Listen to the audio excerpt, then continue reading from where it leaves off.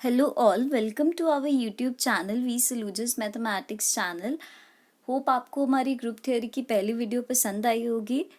आज की इस वीडियो में हम मॉडुलो ग्रुप्स के बारे में बात करेंगे। मॉडुलो ग्रुप एक ऐसा टॉपिक है जो आमतौर पर हर कॉम्पिटिटिव एग्जाम में पूछा जाता है, चाहे वो मास्टर कैडर मैथमेटिक्स हो, चाहे वो टीजीटी पीजीटी का कोई भी एग्जाम हो। तो ग्रुप थ्योरी में मॉडुलो ग्रुप की एक अलग ही इम्पोर्टेंस है। आज की इस वीडियो में हम मॉडुलो ग्रुप को कैसे करते हैं, उसका क्या टेक्निक है क्वेश्चंस अटेम्प्ट करने की, उसके बारे में बात करेंगे। तो सबसे पहले अपनी वीडियो को स्टार्ट करते हैं। वीडियो को स्टार्ट करने से पहले अगर अभी तक आपने हमारे चैनल को सब्सक्राइब नहीं किया है, लाइक नहीं किया है, तो प्लीज़ ज़रूर कीजिएगा। ये वीडियो आपके लिए काफ़ी हेल्पफुल होगा।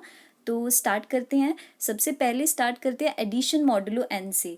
आमतौर पर हम देखते हैं कि हमारे पास एडिशन मॉडुलो एन का ऑपरेशन दिया होता है। एडिशन मॉडुलो एन का ऑपरेशन होता क्या है? आमतौर पर सभी रीड करते हैं A plus C is equivalent to C modulo N. इसको रीड करने के लिए आप जो की पॉइंट्स दिए हुए हैं उनको ध्यान से पढ़िए, उसके बाद आपको ये ऑपरेशन अच्छे से समझ आ जाएगा। सबसे पहले हम ए और बी दो नंबर्स को लेते हैं। नेक्स्ट स्टेप में हम उन दोनों नंबर्स को ऐड करते हैं, मतलब a प्लस बी। उसके बाद जो भी आपके पास मॉडुलो ऑफ n में दिया होता है, जो n दिया होता है, आप उससे a प्लस बी को डिवाइड कर दीजिए। जब आप डिवाइड करेंगे उसके बाद ऑब्जर्व कीजिए कि कितना रिमाइंडर आया। जितना रिमाइंडर आया है, लेट इट बी, मैंने उसका नाम रख दिया सम c। तो मैं इसको क्या लिख सकती हूँ? a plus B is equivalent to c modulo n। मतलब जब मैं a और b दोनों का सम करने के बाद उसको n से डिवाइड करती हूँ तो जितना रिमाइंडर आता है उसको हम लिखते हैं c। अगर अभी भी आपको एडिशन मॉडुलो एन का ऑपरेशन नहीं समझ आया तो आप इसकी नेक्स्ट एग्जाम्पल को देखिए अच्छे से। इसकी नेक्स्ट एग्जाम्पल से आपको बहुत अच्छे से क्लैरिफाई होगा मैं आपसे क्या कहना चाहती हूँ। 3 + 5 इज इक्विवेलेंट टू 2 मॉडुलो 6। कहने का मतलब क्या है? आप सबसे पहले यहाँ पर 3 और 5 दोनों को ऐड करेंगे। अगर आप 3 और 5 को ऐड करते हैं तो आपके पास कितना आएगा? टोटल 8। उससे नेक्स्ट स्टेप में अगर आपको जो भी मॉडुलो के साथ n दिया होता है, यहाँ पर n की वैल्यू मेरे पास कितनी दी हुई है? 6। तो मैं क्या करूँगी? मैं 8 से 6 को डिवाइड कर दूँगी। जब आप 6 से 8 को 6 से डिवाइड करेंगे तो आप ऑब्जर्व कीजिए आपके पास रिमाइंडर कितना आएगा?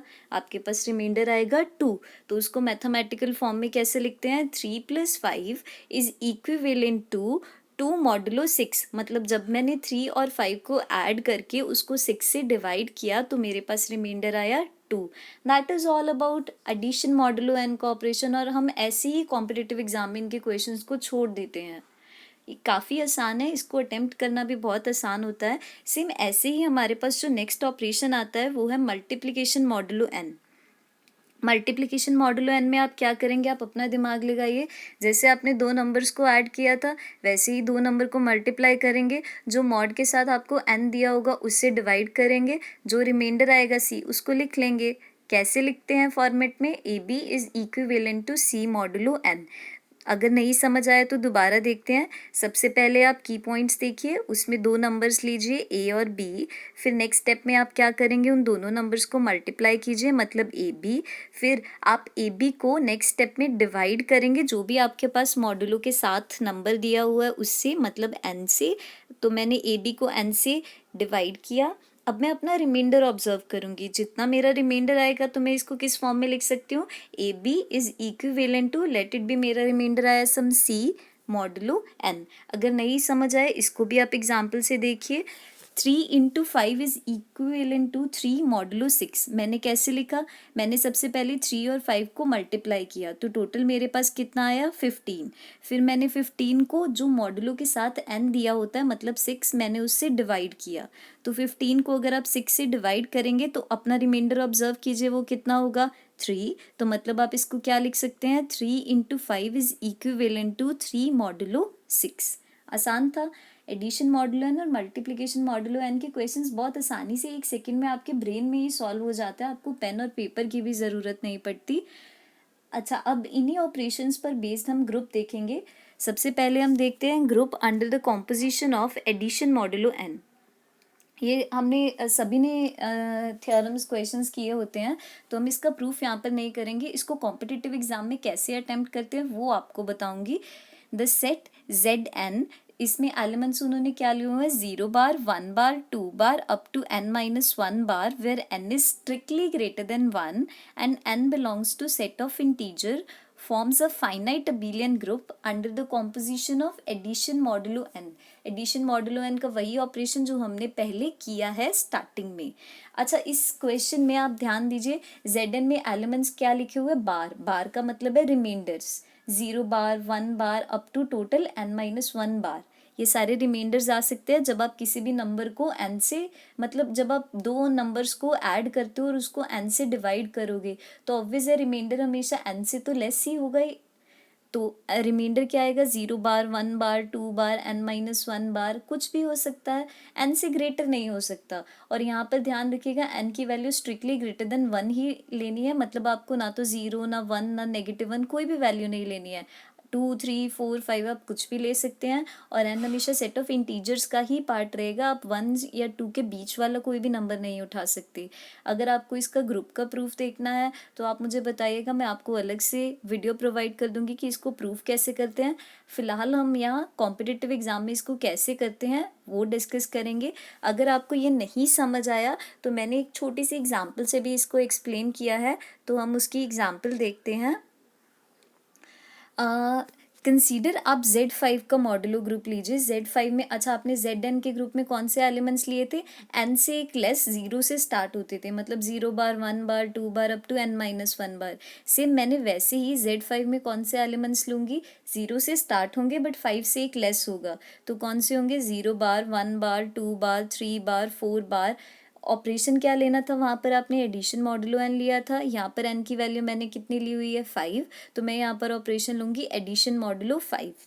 अब मुझे क्या करना है, मैंने कोई भी दो एलिमेंट्स a और b Z5 से उठाए, a addition modulo 5 with b का मतलब मेरे पास क्या होगा, least non negative reminder obtained by dividing a plus b by 5, मतलब जो मैंने आपको एडिशन मॉडुलो का ऑपरेशन पहले सिखाया है। आप a और b दोनों को ऐड करेंगे, ऐड करने के बाद आप इसको 5 से डिवाइड करेंगे। जब आप इसको 5 से डिवाइड करेंगे तो जो आपके पास रिमाइंडर आएगा वो इसका आंसर होगा। वो रिमाइंडर हमेशा एक नॉन नेगेटिव नंबर ही होगा, मतलब 0 या 0 से बड़ा होगा, और सबसे छोटा नंबर होता है रिमाइंडर, तो वो होगा लीस्ट नॉन नेगेटिव रिमाइंडर जब आप a प्लस बी को 5 से डिवाइड करेंगे।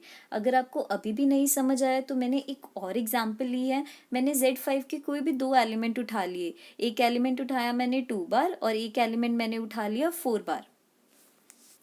अच्छा, 2 बार और 4 बार, जब आप 2 बार को 4 बार में ऐड करेंगे और उस पर एडिशन मॉडुलो 5 का ऑपरेशन लगाएंगे तो क्या होगा, पहले 2 और 4 दोनों को ऐड कीजिए, टोटल आपके पास क्या बना, 6 बार, 6 बार। अब आपको एडिशन मॉडुलो n की वैल्यू कितनी दी हुई है, 5, जब आप 6 को 5 से डिवाइड करेंगे तो आपके पास रिमाइंडर कितना आएगा, 1 बार, मतलब 6 बार एडिशन मॉडुलो 5 के ग्रुप में हमारे पास 1 बार की ही इक्विवेलेंट होता है, इसलिए मैंने लिखा है 6 bar is equivalent to 1 bar. Same वैसे ही चाहे आप 2 को 4 में ऐड कीजिए, चाहे आप 4 एडिशन मॉडुलो 5 एट 2 कीजिए, तब भी आपके पास सेम ही आंसर आएगा। 4 + 2 होता है आपके पास 6 बार, 6 बार को अगर आप 5 बार से डिवाइड करेंगे तो आपके पास रिमाइंडर आएगा 1 बार। इसका मतलब चाहे आप 2 बार को 4 बार में ऐड कीजिए, चाहे 4 बार को 2 बार में ऐड कीजिए, अंडर एडिशन मॉडुलो 5 आंसर हमेशा सेम रहेगा। ये वाली प्रॉपर्टी Z5 का हर एलिमेंट सेटिस्फाई करता है अंडर एडिशन मॉडुलो 5, इसलिए हम बोलेंगे कि अगर चाहे आप 2 को 4 में ऐड करो, चाहे आप 4 को 2 में ऐड करो, under addition modulo 5 answer same आ रहा है, इसका मतलब ये ग्रुप डेफिनेटली एबिलियन है। Z5 में टोटल नंबर ऑफ एलिमेंट्स कितने हैं, 0 बार, 1 बार, 2 बार, 3 बार, 4 बार, टोटल 5 एलिमेंट्स हुए ना, तो मैं इसके एलिमेंट्स को काउंट कर सकती हूँ, इसलिए मैं इसको बोलूँगी फाइनाइट। ग्रुप को प्रूफ करना मैंने आपको पिछली वीडियो में सिखाया था, तो आप वहाँ से सोचिए आप इसको ग्रुप कैसे प्रूफ करेंगे, वो वीडियो देखिए। तो Z5 हमारे पास पक्का एक फाइनाइट अबिलियन ग्रुप है। ये तो हुआ एडिशन मॉडुलो 5 का। आप इससे कोई भी मॉडुलो का ग्रुप निकाल सकते हैं, उसको सॉर्ट कर सकते हैं, इसके क्वेश्चंस को सॉर्ट करना बिल्कुल भी मुश्किल नहीं है। अब हम नेक्स्ट देखते हैं group under the multiplication modulo n। तो नेक्स्ट है हमारे पास group under the composition of multiplication modulo n। Multiplication modulo n में आपको छोटी सी चीज़ ध्यान रखनी होती है, द सेट ZP में एलिमेंट्स आपके पास हैं 1 bar, 2 bar, 3 bar up to p - 1 बार। जिसमें p एक प्राइम नंबर है, ये आपके पास अबेलियन ग्रुप बनाता है जिसका ऑर्डर है p-1 under the composition of multiplication modulo p। आप ध्यान दीजिए, अंडर मल्टीप्लिकेशन ग्रुप तभी फॉर्म होगा जब p एक प्राइम नंबर होगा, मतलब जो आप मॉडुलो n में n लेते हो ना, अंडर मल्टीप्लिकेशन वो ग्रुप तभी बनता है जब p एक प्राइम नंबर होता है। ये भी कॉम्पिटिटिव एग्जाम में पूछा जा सकता है कि zn under multiplication modulo n group बनाता है या नहीं, तो आप बोलोगे ग्रुप एक ही केस में बनाएगा जब n आपके पास एक प्राइम नंबर होगा। नहीं पता चले तो आप इसको कॉम्पोजिशन टेबल बनाकर देखिए, आपको आसानी से दिख जाएगा ये ग्रुप बनाता ही नहीं है। अगर आपको ये भी समझना है तो आपको एक एग्जाम्पल की हेल्प से समझाती हूँ। जैसे मैंने Z7 का ग्रुप लिया, Z7 के ग्रुप 7 एक प्राइम नंबर है, पक्का ग्रुप बनाएगा। अगर यहाँ पर मैं Z6 लेती अंडर मल्टीप्लिकेशन मॉडुलो 6 तो ये ग्रुप नहीं बनाता। अगर नहीं पता चले तो आप कॉम्पोजिशन टेबल बनाकर देखिए, आपको अपने आप क्लैरिफिकेशन हो जाएगा कि Z6 under multiplication modulo 6 group बनाता ही नहीं है। तो Z7 under multiplication modulo 7 group ज़रूर बनाएगा। और इसके एलिमेंट्स क्या होंगे, 0 बार इसमें इन्वॉल्व नहीं होता, तो सबसे पहले 1 बार, 2 बार, 3 बार, 4 बार, 5 बार, 6 बार। मुझे 7 से कम लेना था ना, तो टोटल मेरे पास 6 एलिमेंट्स हुए, तो मतलब इस ग्रुप का ऑर्डर कितना होगा, 6। अंडर मल्टीप्लिकेशन मॉडुलो 7 आपको कैसे अप्लाई करना है वो सिखाती हूँ। अब ग्रुप के कोई भी 2 एलिमेंट्स उठा लीजिए, मैंने 3 और 6 उठाए। अगर मैं 3 बार को 6 बार से मल्टीप्लिकेशन मॉडुलो 7 के ऑपरेशन के साथ देखती हूँ, तो 3 को 6 से मल्टीप्लाई करेंगे, टोटल कितना हुआ 18 बार। 18 को अगर आप 7 से डिवाइड करेंगे, 7 2 ज़ार कितना होता है 14 ना, अगर आप 14 नीचे लगाएंगे तो आपके पास रिमाइंडर कितना आ जाएगा 4। वही प्रोसेस, आपको 3 को 6 से मल्टीप्लाई करना है, जितना मॉडुलो बोला हुआ है उससे आप डिवाइड कर दीजिए, जो रिमाइंडर आएगा वो लिख लीजिए। इसका मतलब मल्टीप्लिकेशन मॉडुलो 7 में 18 बार 4 बार के इक्विवेलेंट होता है। सेम वैसे ही अगर आप 6 बार को 3 बार से मल्टीप्लाई करते हैं तो टोटल आएगा 18 बार।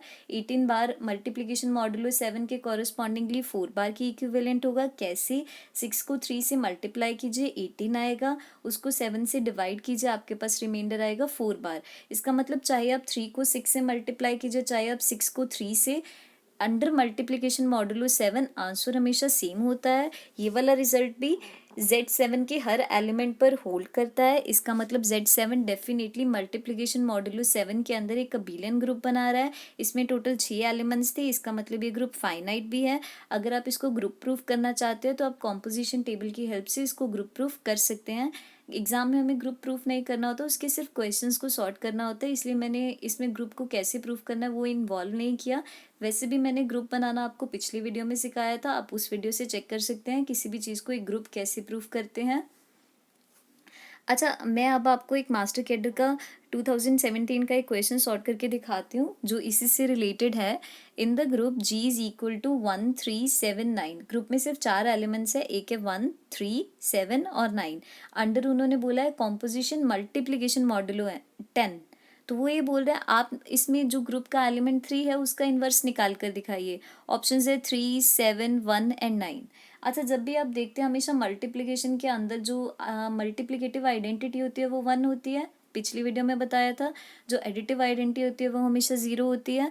तो मुझे पहले ही आइडिया था कि इसकी मल्टीप्लिकेटिव आइडेंटिटी 1 होगी। इन्वर्स की डेफिनेशन क्या होती है, आप 3 को ग्रुप ऑपरेशन के साथ किस एलिमेंट से कंपोज करोगे, ग्रुप के किस एलिमेंट से कंपोज करोगे कि आंसर आपके पास ग्रुप की मल्टीप्लिकेटिव आइडेंटिटी मतलब आइडेंटिटी आए। तो मैंने वही लिखा सबसे पहले 3, मेरे पास ग्रुप का कॉम्पोजिशन था मल्टीप्लिकेशन मॉडुलो 10। मैंने सोचा मैं उसको ग्रुप के किस एलिमेंट से कंपोज करूँ कि आंसर मेरे पास ग्रुप की मल्टीप्लिकेटिव आइडेंटिटी मतलब 1 बार आ जाए। तो मैंने क्या किया, मैंने अपने ग्रुप के जो भी एलिमेंट्स दिए सारों को ऑप्शंस में लेना स्टार्ट किया। सबसे पहले मैंने 3 मल्टीप्लिकेशन मॉडुलो 10 को पहले ग्रुप के एलिमेंट 1 से कंपोज किया, तो आंसर आया मेरे पास 3 बार। 3 बार को 10 से भी डिवाइड करेंगे, आंसर 3 बार ही रहेगा, 1 बार की इक्विवेलेंट नहीं आएगा। इसका मतलब 1 बार इसका इन्वर्स एलिमेंट पॉसिबल नहीं है। फिर मैंने दूसरा एलिमेंट उठाया 3। अब मैं 3 बार को 3 बार से फिर से कंपोज करती हूँ और मल्टीप्लिकेशन मॉडुलो 10 से चेक करती हूँ तो आंसर आया 9 बार। 9 बार को भी अगर मैं 10 से डिवाइड करूँगी रिमाइंडर 9 ही रहेगा, 1 बार की इक्विवेलेंट नहीं आया, इसका मतलब ये ऑप्शन भी कैंसिल हो गया। नेक्स्ट अगर मैं देखूँगी मैंने 3 बार को 7 बार से कंपोज किया तो टोटल आया 21 बार।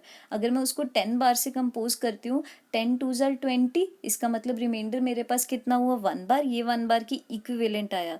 तो मैं बोल सकती हूँ कि पक्का 7 बार जो है वो इन्वर्स एलिमेंट है 3 का।